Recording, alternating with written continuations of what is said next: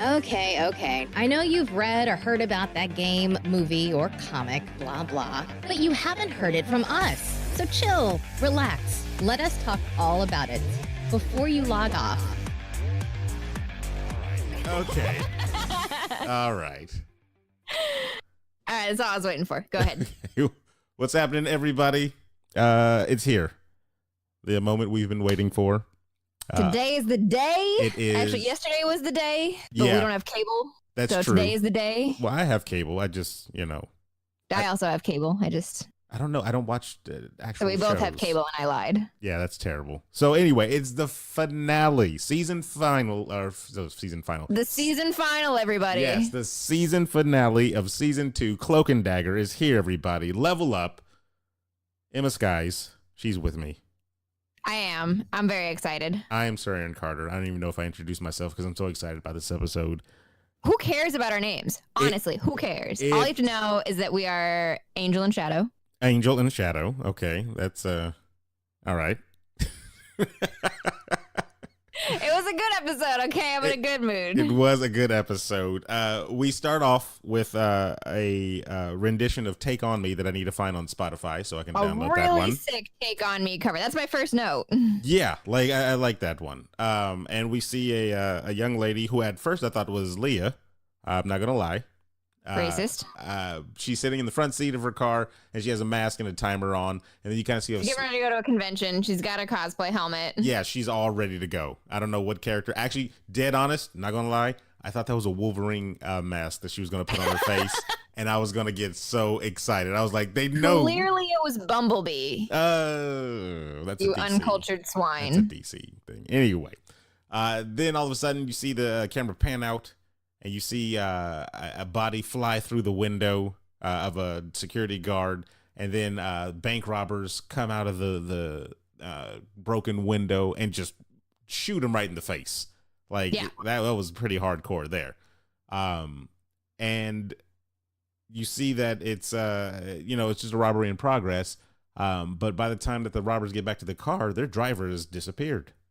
She's been Thanos. Yes, she has been victim of the snap, minus all the actors. Honestly, my first thought was like, is this going to be the only show that actually addresses it? That would have been kind of cool. That would, because nothing ever actually establishes the timeline. They're all in the same universe, but it never says like when.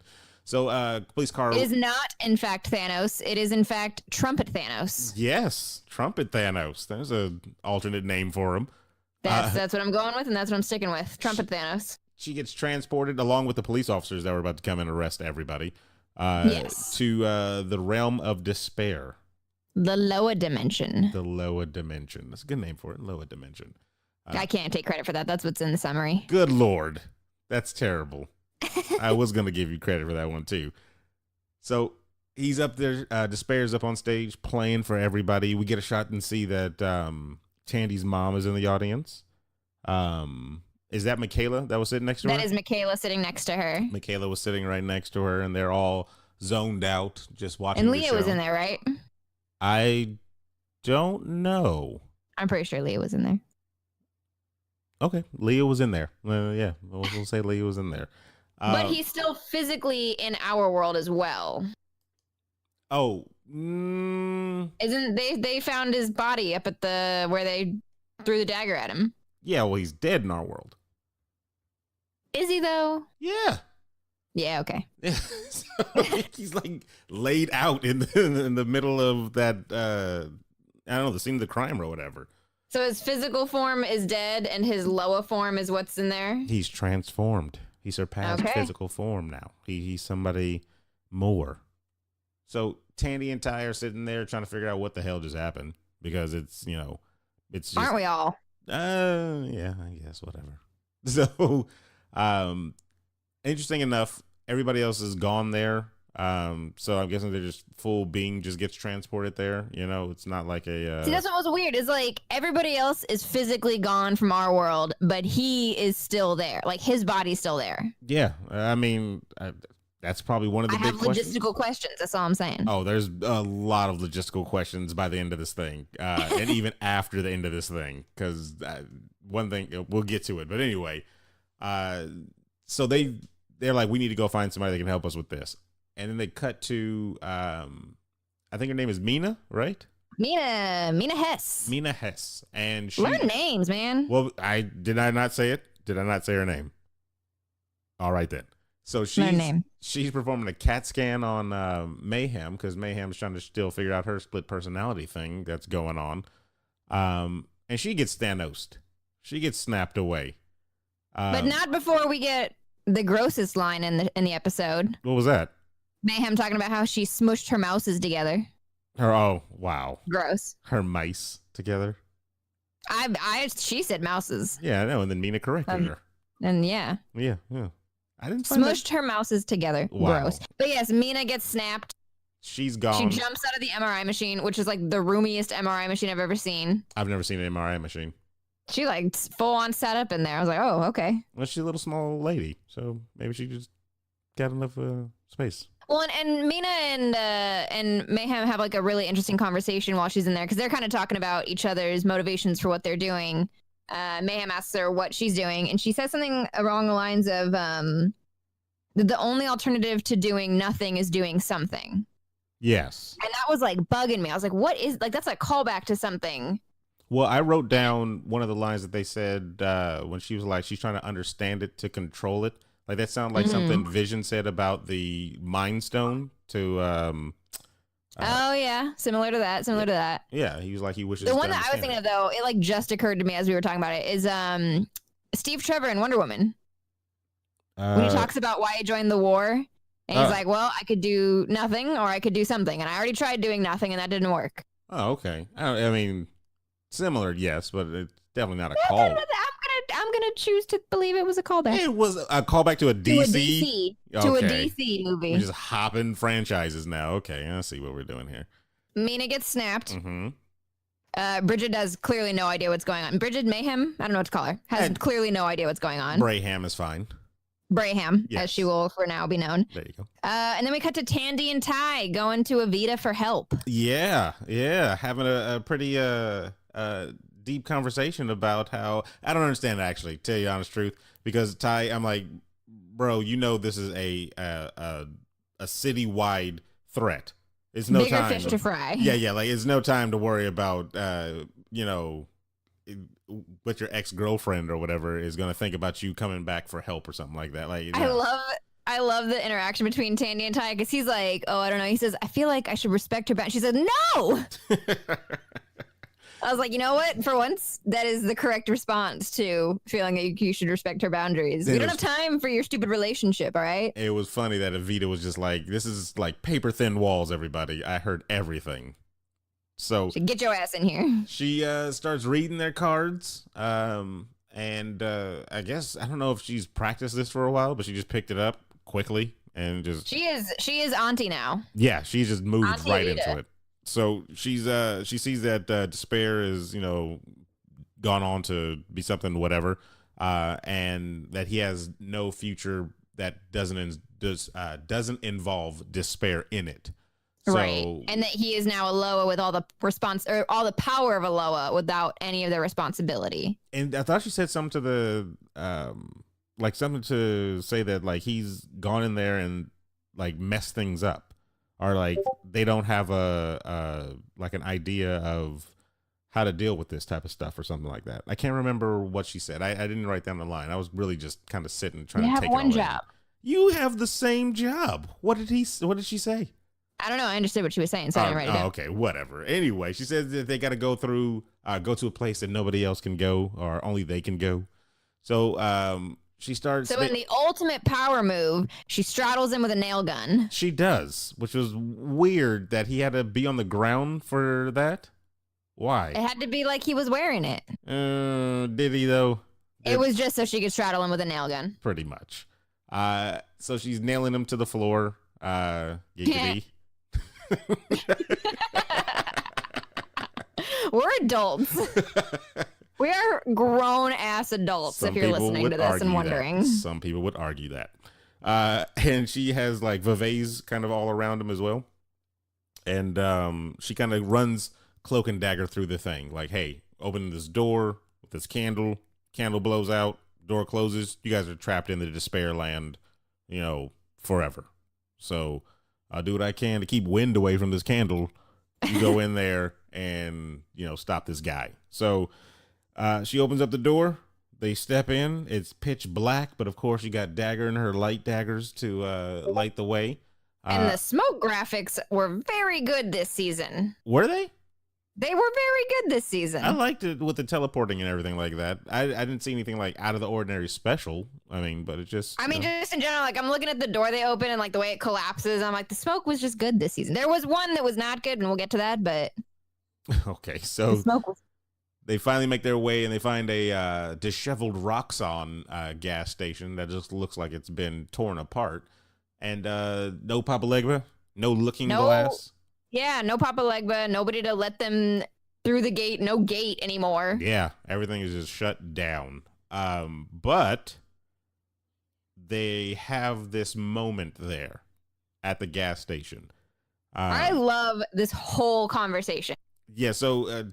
Tandy is kind of down because she can't fix the looking glass to get them where they need to go, because Ty was like, didn't you say he was at a mall or something? And she's like, yeah, blah, blah, blah.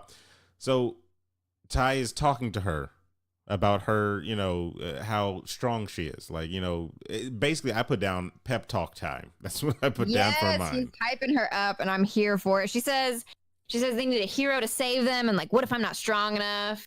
He says, you know who you sound like? And she says, a loser. He goes, no, me. Oh. And then they played the on track. And then she said, you mean a loser? That's not what she said, but wow. It's what she should have. Terrible. That's what I would have said. So he gives her a really good pep talk, tells her she's one of the strongest people, he's ever met. Master thief.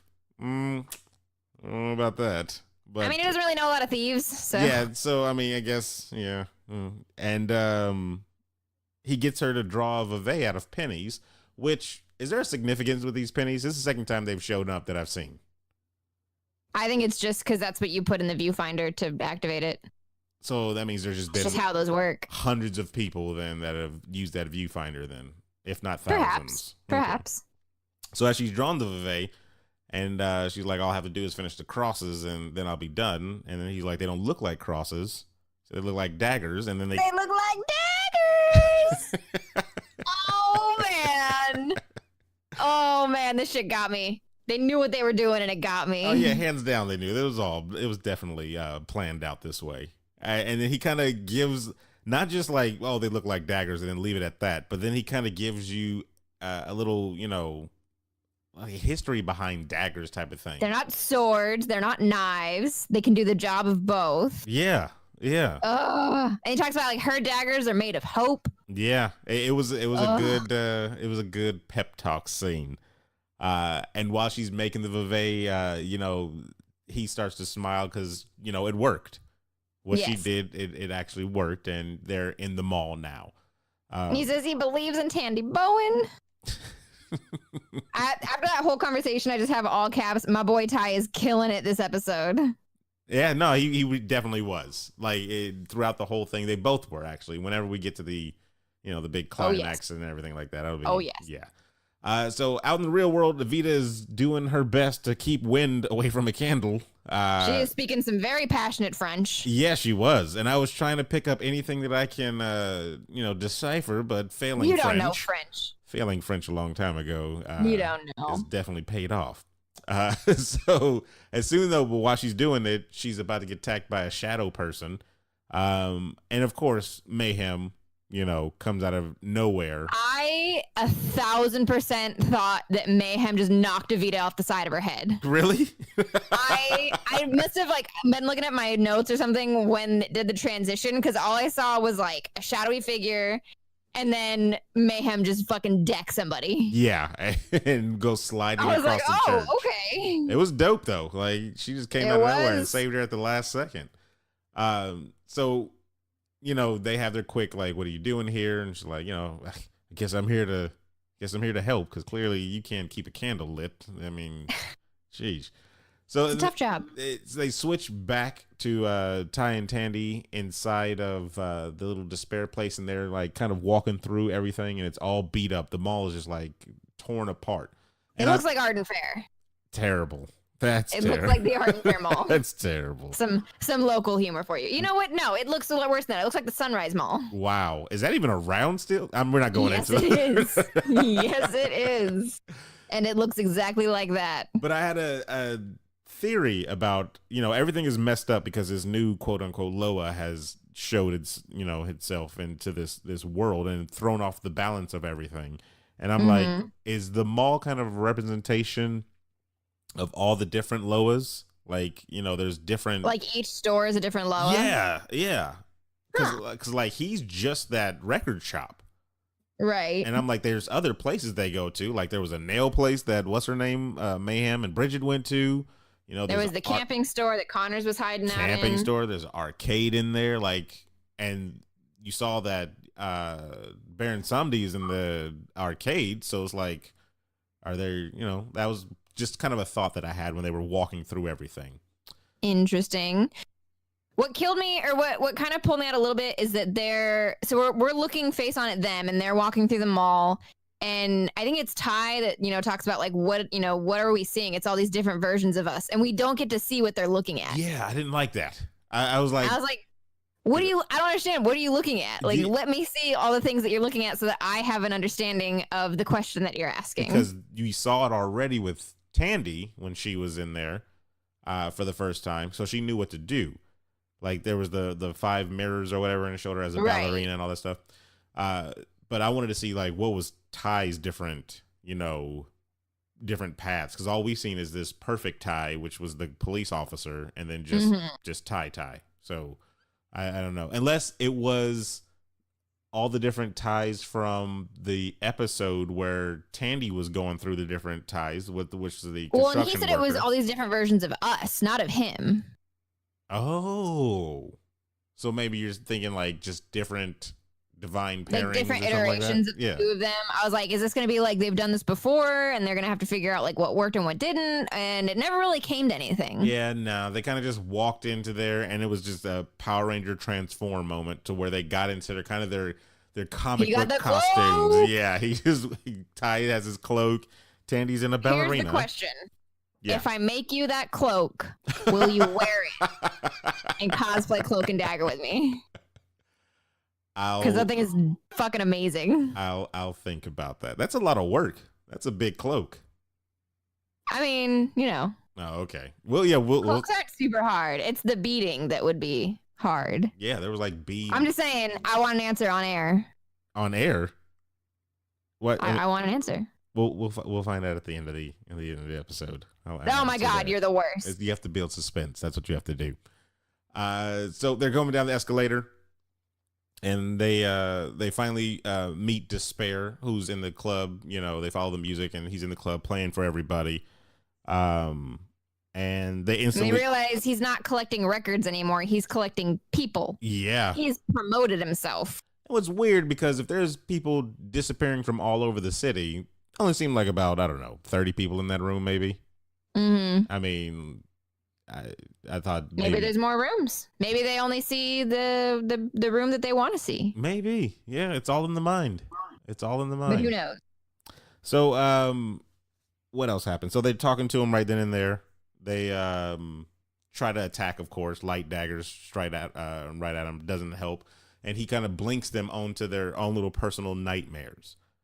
And we have Tandy meeting her father.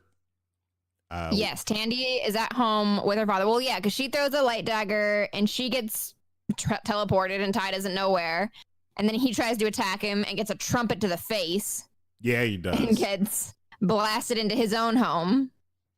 And he meets. And so they start fighting their own personal demons. Yeah, and it's a heavy mind game, basically. Yeah. Because Ty is doppelganger, who's dressed like the perfect version of him, is telling him how he, he's playing actually all the cards. Your mom's a murderer. Yeah.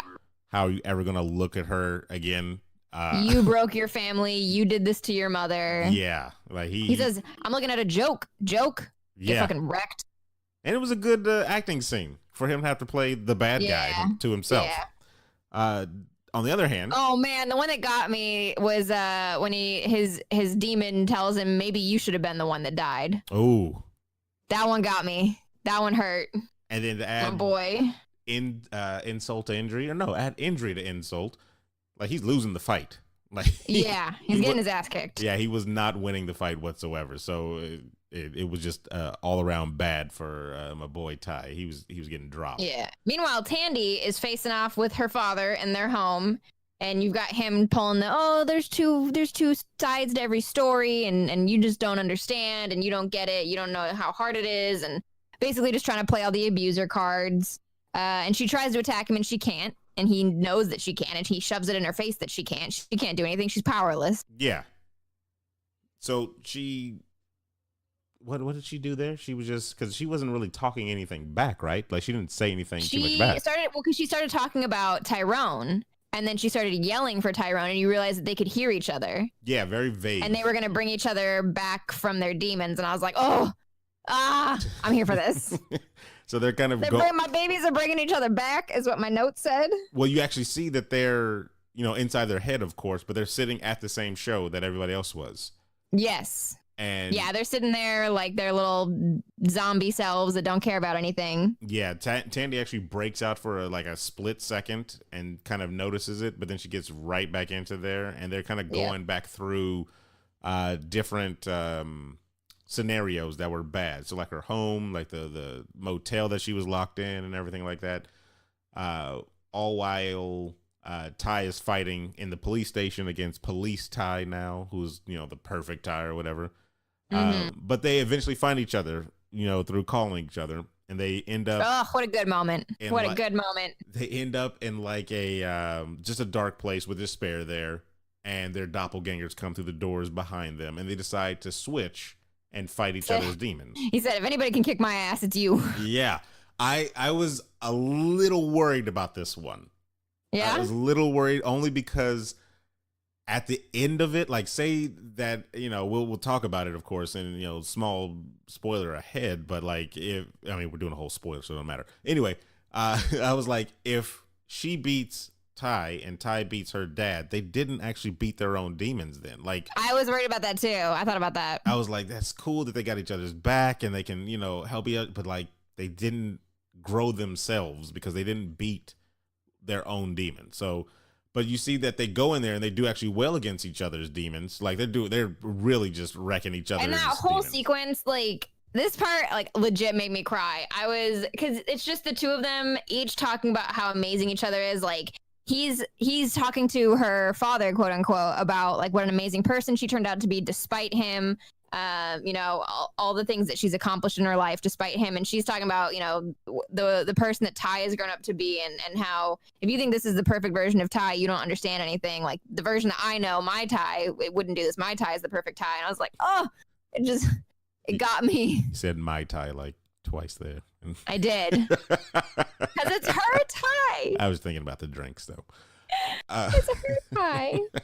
But right when they're about to finish off each other's doppelgangers, demons, despair intervenes and is like, no, that's not going down. Let's pull you back to where you were before, and puts them right back up against their doppelgangers again. Yep. But I was like, when I saw that happen, I was like, cool. But this time they've got a little more, confident. A little pep in their step. Yeah. They just beat their, their opposites or whatever. So now they're going in this with a win, and anybody that's a sports fan, they know when you get that first win under, it's momentum into the next game. So they're facing each other, and Tandy having her dad show up at the motel was fucking low. Ooh, I thought it was going to go low blow. I thought it was going to go south. I was like, because she was sitting down in that catatonic state, worried. And I was like, oh, are they going to? Nope, we're not doing that. We're not doing that. Disgusting. Not going quite that far. She pulls out her dagger again, and she's like, I got this. And he's like, you don't got this. And she's like, you know what? Yeah, and then she just pulls out a lightsaber from nowhere. Pulls out a fucking sword, baby girl. That's the spoiler I saw this morning. Oh, man. Yeah, that was a spoiler when I looked at Twitter. Somebody put a GIF of that, and they had all caps and stuff. I was like, oh my gosh, guys, like, damn it, I'm a day late. But anyway, yeah, sword moment. This is such a good moment for her too. Yeah, it like was dope. This whole conversation she has with her father, or quote unquote her father. It's just like such a good look at like how you deal with trauma and how like the healthy way that she's finding to deal with trauma, because she doesn't like. Again, she's not killing him and she's not taking him out of her life permanently. He's always going to be there, and she acknowledges that. And she says at one point, the things that you did won't define me. They'll affect me, but only as much as I let them. Yeah. And it's like realizing that that's always a part of you and that's a part of who you are, and you can't get away from that. Yeah. Accepting that. When she said she decides how much or how big of a part he is with her, I was like, yeah, no, that's definitely a good. Now that's the thing I was looking for. It's like, you are beating your own demon now. Like you're moving. This is the growth. And she did say she's she was just gonna level up, and that's exactly what you saw in that moment. Over in Ty's world, where he's just surrounded by a whole bunch of cloaks, he's working through his demons as well, and you could see like both of them have their doppelgangers on the ropes, and they're feared and they're scared and stuff like that. And when he's talking about like he's addressing and confronting his own like unrealistic self expectations of who he's supposed to be and all the things that he's put on himself since his brother died. Yeah. And talking about like being angry at the world is okay as long as you can look at what makes you angry and change it. Like, don't just be angry to be angry. Yeah. Around this time is when I stopped writing notes, because I was like, I just need to sit and absorb this. I need to just pay attention to all this, because this is like, these are good growth moments for these characters. And I was like, this is sick. So, well, Tandy's talking about like, if you're looking at my life and I file the most important things under A and I file the next most important things under B, what do you think you're going to be under? And she Zorro's him. She does. Right in the chest. Because I thought she was going to put F. No lie. It's like, nah, Zorro right in the chest. And he backs up into the little hole in the motel and it just dissipates. Yep, she beat him. And Ty, I think his gets like surrounded by like smoke and stuff like that, right? Yeah. And then he kind of disappears once he beats his doppelganger.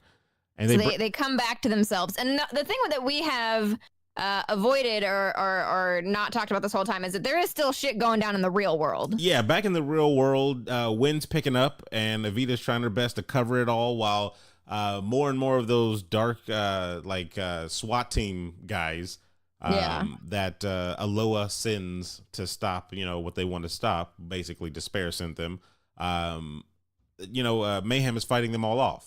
And in the middle of it, when she's about to, go real ham on one, he lifts up his visor or his, whatever. And you see that Turns out that it's Fuchs. Yeah. And it's just another, you tell it right off the bat. It's just another trick. Fuchs is dead, of course, in this scenario. And his face definitely tells that. And he tries to play with her mind. And it looks like it's working for a little bit. And this is one of those where, like, if it was just Bridget, it might have worked, but it's not anymore. Yeah, that's what I was thinking the whole time. I'm like, now that they're combined, you can see where because they said earlier in the episode when she was under the CAT scan, Mina said she saw, empathy. She's like, the rage and everything is still there, and it's still kind of, dominant. Active. But there's empathy. There's, what was the other thing she said? Because she asked her, does she see love there? And there was no way to track that or whatever, which I still don't understand how you track the other ones, but whatever, science. So, yeah. And then that moment with her and Fuchs, and you're like, oh no, she's going to get taken in. And then she's like, oh, psych, I took his grenade. Yeah. And kicks him back. I don't know how these spirit grenades work. And that was the one thing that looked terrible. That's the one thing? Is that what you're talking about? That explosion looked really bad. I'm like, okay, I get it. Y'all spent all your money on the smoke and I'm here for it. That was rough. You got to spend it on the most important things, which is the cloak stuff. Yeah, definitely. I'm like, I don't really get how these spirit grenades work because nothing really seemed to get damaged except for them. But I'm fine. I'm fine. And that's, it got the job done. So. And Evita steps up with her nail gun. Yeah, she does. When when three of them are about to attack Mayhem, she gets up with that nail gun that she used to nail Ty with. Giggity. and she knocks out 3 of them. So, she got her little comeuppance there too, which was cool. Back in the jazz room with Despair, and this was actually one of my most favorite parts. Oh, yes. I know where we're going. So I know exactly what we're getting to. They're like, okay, we broke out of the mind games. It's time to, take down Despair. It's a dagger right to the trumpet. Yeah, knocks the trumpet out of his hand. Ty tries to teleport and catches a choke to the neck real quick, which I thought was really dope. It was just like, okay, I know where you're coming from. I got you. And Tandy runs up on stage, and she tosses more daggers towards Despair, and he's like, you missed. And she was like, who said I was aiming for you? And you see that she hit her mom, Michaela, and Mina, which she went on a lot of faith that these ones were not going to kill them, because she has been trying to kill people with these daggers the whole time. Very true. But somebody, a really smart person, once told her that they're made out of hope, Emma. I'm just saying. That was a real big leap of faith. Well, it worked, because it broke them from their catatonic state, and they look around like, oh, what's going on, type of thing.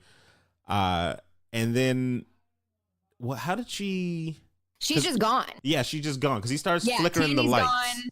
Ty's is there, and he's kind of getting bared down on, and Despair does the whole you're out of tricks. I've seen everything you can do. And the most epic scene in the whole freaking thing, straight out of the comic books. What did I say? I said we had one more legendary combo move left. You did, and you were 100% right. I was right. Oh my god! He opens up his cloak, all the smoke's coming out, and fucking Tandy comes raging out of there with her brand new sword. Oh my god, what a shot! And I swear, it is so much out of the comic books. I was like, I got chills out of that. I was like, this is their combo, a sneak attack out of the cloak. Yeah. And I rewinded it to see it, and you see Ty in the back, just to see. I was like, Ty's in the back, full blown comic book style, it was so dope. That was the sickest scene right there. And she just plunges the sword right into Despair's chest, and he's just he tries stuck. to get away, but all these women that he's tried to hold down this whole time are now holding him in place. He can't run. Yes.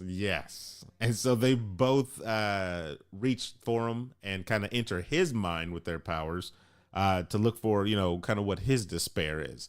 And then you see him sitting in another, I guess, record shop. Mm-hmm. And did you see what was the name of the album? The one that she played was called Andre Deshane in Person. Okay. They kind of flipped past the wide world of Andre Deshane. And then we see one later, which I'm confused about. We'll get to that.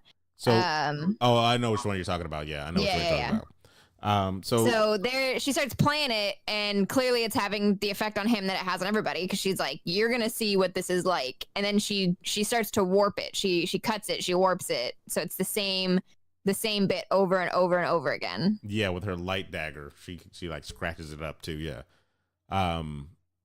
So you see that starts to affect his kind of his despair world, and starts shaking and falling apart or whatever. And they get thrusted back out into the real world, where Mayhem and Evita are, and they're kind of they're back after their mission. Mm-hmm. A really good scene was the look between Evita and Ty. Because I got real worried when I saw that. I was like, no, we're not playing this no more. But Evita pulls a candle up to her mouth, blows it out, kind of a symbolic. Blows out the candle on their relationship. Yes, I was like, very, right very good. Face. I was like, that's pretty cool. That was actually pretty, that was a good shot and everything. I liked that whole thing. And it was it said so much without saying anything. Yes, it did. So I was like, okay, Go for her. Little clap moment there for you guys. I like that. Tandy asks Mayhem to do something for her. And you will find out, of course, a little bit in about 5 seconds. Yeah, about 5 seconds. But then we go into a montage, right? Yep. So we have all kind of the characters kind of wrapping up stuff. Connor's uncle, who was the senator that helped with the cover up and helped with framing Tyrone, is arrested. Yep. So I guess from that you kind of assume, Tyrone's no longer wanted. They know what really happened to Billy. Yeah. I'm curious how this comes back on Mom, but we'll get to that. Well, they show Mom and Dad having a nice little sit Having a down. moment. Yeah, sitting down. He's back at watching. the house. Yeah, exactly. While Ty's looking at them from the outside. Yep. Leah's in prison. She's on prison duty, cleaning up the side of the road where she's picking up missing girl posters. Yeah, irony. Yes. Yep. Who else? We have the father. Ty. What's his name? What were you saying? The priest. Oh, before that, he's one of the last ones. But before that, Ty is checking in on Evita because we're back to that. Oh, well, yeah, and then you see that was Despair's grave. Yeah. And she was drawing a Vevey on there. Yep. And I'm guessing it must be some type of thing to keep him just locked away. Yeah. Well, she was drawing his Vevey. It didn't look like his Vevey. I mean, that's what I thought it was. Because there was no stars at the time. At first, I thought that's what she was going to be drawing, but then when they flashed back to it, it didn't look like his Vevey. It looked like another one. That's why I was like, maybe it's like a ceiling thing. Like, keep. I will have to go back and. I'm just saying. But after that, we do see the priest, who is apparently in the church now. I don't know where he was. He was in the church where Tyrone was living, and he had a letter. Yeah. It said, "Dear Father," whatever his name is. And I meant to pause it and try to read it, and I forgot to go back. But it flashed on a letter, and then it showed him in what I'm fair because I thought it might have been his like rehab center at first, and then I'm pretty sure it was the church. Yeah, I could be wrong. We'll have to go back and look. But I was like, "Why are you here?" And then he puts down a record. He puts down an Andre Duchesne record. It says first migraine or first headache or something like that. Yeah. It was first migraine, and I was like, "What is this real? Yeah, what am I looking at?" I don't know what that was referenced to. Like, I'm real confused about the priest. So I don't know. Like from the comics I've read, so far there's been no priest that's been like an antagonist or anything like that. Like, I got no clue. Yeah, I mean, in the comics there was Cloak and Dagger were all about like Punisher type of stuff. They would kill anybody that was bad, and good for them. The priest was the person that kind of switched them from that. Like when they met him. So anyway, was that the only montage that they showed out of everybody? Oh no! And then you see Tandy and her mom, Bridget, right? Who is doing something with some ropes. Oh yeah, and then she started wrapping it around the handle, and I really was confused until they have the lights come up, and you see that she was hanging Connors in the gun range place. Yep, with a sign on his chest that says "guilty." Yeah, and these three dudes were not surprised and smiling. Yeah, one of them was smiling.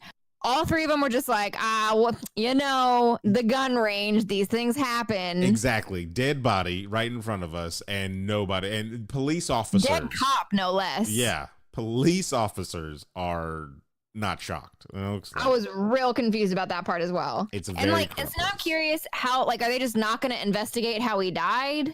I don't think so. They're like, he was a crooked cop. It doesn't matter. Yeah, probably. I mean, I'm not sure if it doesn't make sense. I don't know. Tandy is packing up with her mom. And yes, yeah, she's at home. She's packing a bag. She's walking out the door, which is weird. When I first saw it, because I was like, why is she just bouncing all of a sudden? But you just got her back. What are you doing? Yeah, exactly. Like now it's time to leave. Like I don't know about that. And Ty checks in on the young kid. Yeah, that's right. And he gets a deal or a drug deal that comes up with the guy with his whole family in the back seat. Like, who's buying drugs with their entire family? Those were drugged girls. Were they? Yes. I thought they were his daughters or something. Did you think it was his family in the back seat? Yes. Oh, we'll talk about it when you're older. Sarah, how dare you? How dare you? That is the most naive. I swear I was like, oh, he got his family. Like, who brings his family? It was a bunch of drugged girls sitting in the back seat. I'm gonna look at that again. The kid didn't do the deal because that's what Ty told him. He's like, if you're gonna sell to individuals, that's fine. I can't stop you, but you will not sell to anybody that's gonna push them on other people. I need to see that again because I swear, oh my God, that looked like a father with his family sleep in the background. That's exactly I'm sure that's what he told the cops when they pulled him over. Wow. I would let the man go on through and be like, you know what? Have a nice day, sir. God. Have a nice day. You're the worst.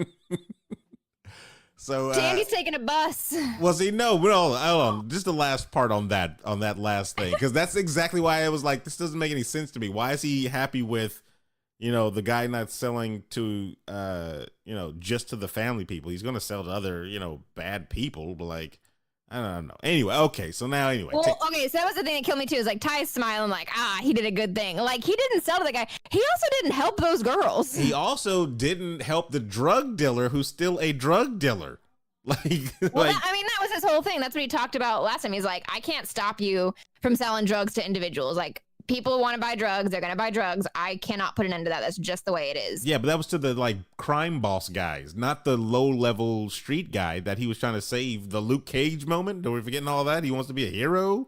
Like, Kid can't read. He can learn how to read. It's not like the end of the world. Like you still has time. He's a little kid. And then they had like a little brother moment after he turned the guy away for drugs. The dude like hugged him and stuff. I'm like, drug dealers don't do all. What is wrong with this scene? What is this?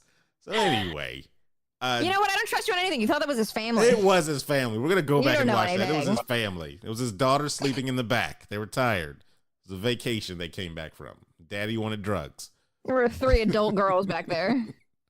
Tandy is packing up and she's already on the bus. She's on the Greyhound. And she's leaving. And literally She's got an empty seat next to her. They do this. I almost got upset for a second. I was gonna be so mad. I have a note here that says that's the end. Yeah, because they kind of just keep it on her, the camera on for her, and then they go to black. And I was like, I'll throw my phone. And it cuts to the title. Like it cuts to the title screen. And I was like, I will lose all my shit. Yes. And I was like, this is stupid then. I don't like this. Up. Apparently Can't even turn your phone off. I will mark that there so we can delete that. Anyway. No, leave your shame in. How dare you? Leave your shame for all to hear. How dare you? But there's another scene. Yes, so like we have a after credits, or not even after credits, just like a after scene. And you see Tandy again on the bus, and then you hear Ty say, I called aisle seat. And she got over, didn't she? She did? Yeah, she did. She moved right over. He sits down, and you see that they're both leaving New Orleans. And I was slightly happier now. I was like, all right, as long as they're leaving together, that's fine. And it was interesting because, first of all, it just opens up so much stuff. But they have another little moment there. They have a little moment about, and Tandy's like, can we go out there? Can we be good? Can we be the divine pairing in other places? Be heroes, in other places. And Ty says, let me answer that question with another question. And then he asks her, waffles or pancakes? Oh, I was done. It killed me. I'm dead. I'm not even here right now. So all this is happening over the Take On Me track, which is pretty dope. So like the whole setting was really, really done well. And of course she says waffles, duh. Because that is correct answer, by the way. It is. And they hold hands and drive off, and the bus goes off to who knows where. Gonna get married. Who knows where? But I was like, that's, in my opinion, the perfect way, because this is what I was thinking before Ty showed up. I was like, okay, she's leaving. They're probably trying to keep it close to the modern comic books, because in the modern comic books, Tandy leaves. She's kind of tired of being defined by a duo thing. So she goes on the East Coast and Ty moves to the West Coast. And they're just split up. So I was like, maybe that's what they do in the next season. They're going to just split them up like this. And it's too soon. I know. So now, I'm freaking excited. So now, with them both leaving, there's a bunch of comic books where they're traveling all over the place. They meet the X-Men. They meet the freaking Runaways. They meet, Norman Osborn. They go everywhere, and they join all the teams. And let's not forget that when Jeff Loeb was asked at a Runaways panel if there was going to be a Cloak and Dagger crossover, he paused and he said, not this season. Oh, man. I'm so excited. Because, in the Runaways, they're on the run now, right? They're just they're leaving. So they are. Clearly, we're getting a crossover, everybody. And I cannot wait for that crossover. It's gonna be awesome. And I can't. They're gonna fit right in. Yeah. I want to. I don't know. There's a lot of speculations. I want a whole season. I don't want like a short cross. I want a whole season. Well, they only did, I think, 2 comics of the crossovers, I want to say. That's fine. And then they had like the parents wipe their memories and stuff like that. So shit. So I don't know if I don't know what they're gonna do. But I mean, it's always different from the comic book. So it can go. Well, and we know they have a very specific mission that they're going on. Because she's talking about like, she got some information from Bridget, who was talking about like there was a bunch of dead girls that were found on the beach somewhere. Yeah. And that's what they're going for. Apparently, they're gonna go find out what happened. They're gonna take the show on the road. Where did they? You didn't catch where they said. They didn't say where. Oh, okay. Which I think is good, because that it may be that they don't know. It leaves it open for whatever story they want to write. I see them going to New York. They didn't back themselves into a corner. I see them going to New York. That's just kind of their stomping ground anyway in the comic books. And I was thinking West Coast. I was thinking like San Francisco. Really? You know what? Oh, that makes sense for Runaways them. Runaways are in LA. Yeah, I was gonna say that makes sense for them to run into the Runaways then. So, and then beaches are more, I guess, synonymous with a West Coast type of thing. So, yep. Oh man. So only bits of information, because we got no sign that there's a season 3 that's been renewed or whatever. Right? It has not been renewed yet. Not yet. Hopefully it will be. I really hope it will. If it does get canceled from Freeform, I hope they just redo it on Disney Plus. Disney Plus. Yeah. And what's her name? Dagger. She said she was looking forward to, I guess, taking a break from acting for a bit. Oh, yeah. I mean, it was a clickbait article where Olivia Holt basically talked about, like, after season 2, like, she's not picking up other projects. She's like, I'm going to take a break while we're in our filming break and do my music. But she didn't say she's done acting. Yeah. No. Yeah, she said she was going to pick up other projects. Exactly. And it's good to, try other things and stuff like that. So, yeah. Just because she and Aubrey Joseph both make music. Oh, I didn't know he made music, too. Some of his music's on the show. Really? Okay. Yeah. He's had, I think, at least 2 tracks that were on this season. Oh, I got to check that out. All right. That's a good little tidbit. The more you know. Yeah. So I know it's a tough question because you just got off watching the final, so did I. If you were to have, like put this up against the Netflix shows, and we're just keeping with the shows, like and you haven't seen Agents of S.H.I.E.L.D. I haven't seen Agents of S.H.I.E.L.D. Yeah, so I was gonna say, where would you kind of place, like what kind of grade would you give compared to all these other ones? I mean, as a season itself, just season 2. We'll just go as a season 2. That's why I said it'd be a tough question. That is a tough question, because you got to figure, like, what's the A tier, or what's the S tier? Like Daredevil season 1. That's Jessica Jones season 1. Yeah. So put it like that. Like, where would you place it in that? Not like compared to them, but like, if we're saying the creme de la creme is Daredevil season 1, like that was the the kind of the height of what they did, and the low of the low is the season 1 of Iron Fist. Yeah, season of Iron Fist, season 1 of Derek Defenders. Hold on real quick. You say something?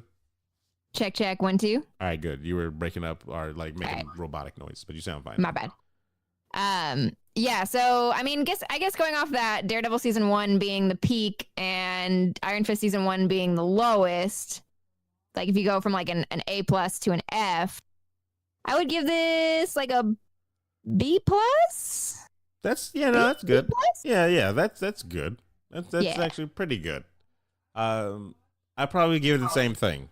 I mean, actually, I'll probably give it an A-, only because I'm really invested in, like, I've read comic books and stuff like that now, so I'm really invested, and I love seeing the little cameos or nods to the actual comic book and stuff like that.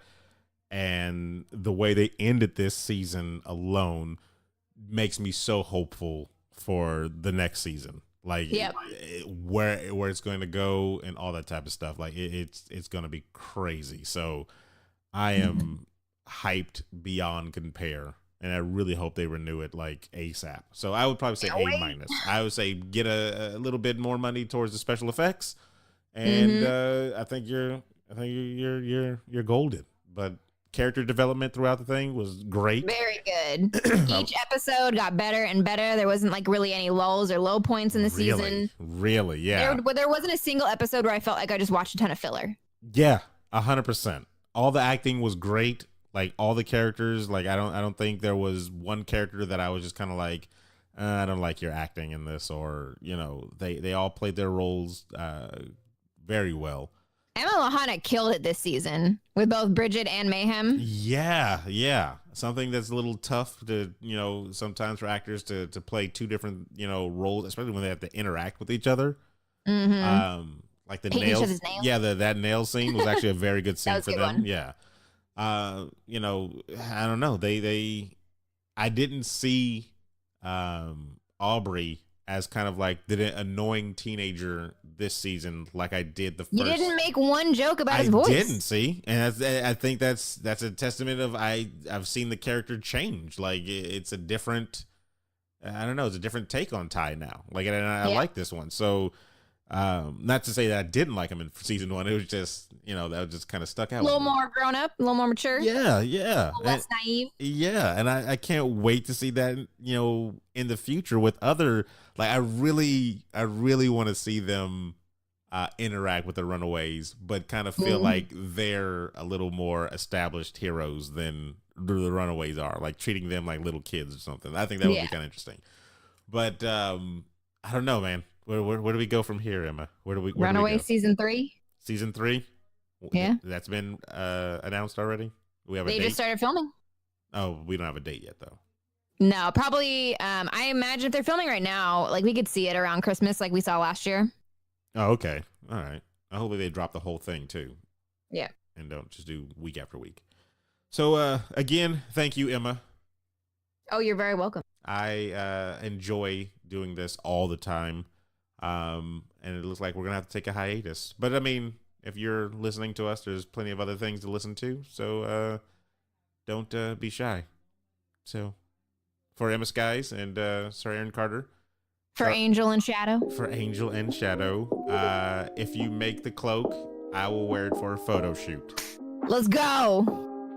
And that is it. Not going to any cons in it. Let's go. We're going to San Diego Comic-Con. We're going to New York Comic-Con. We're taking this on the road. Well, yeah. You're paying for it all. So thanks for listening, everybody. And later.